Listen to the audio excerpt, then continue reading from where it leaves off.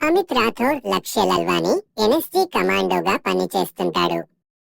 అతడి ప్రేమికురాలు తులిక తాన్య మనక్తిలా కు ఆమె తండ్రి వేరే అబ్బాయితో ఎంగేజ్మెంట్ చేస్తాడు.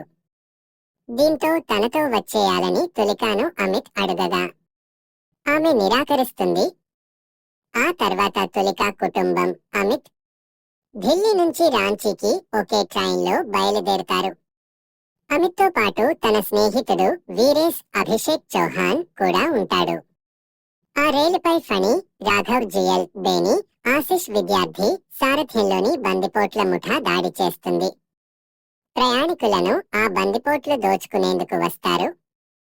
దీంతో తులిక కుటుంబంతో పాటు ప్రయాణికులు ప్రమాదంలో పడతారు. ఆ బందిపోట్లు దోచుకోవడమే కాకుండా ప్రయాణికుల ప్రాణాలు తీస్తుంటారు. జామర్లు పెట్టి ఎవరి ఫోన్లు పని చేయకుండా చేస్తారు. ఆ తర్వాత ఏం జరిగింది?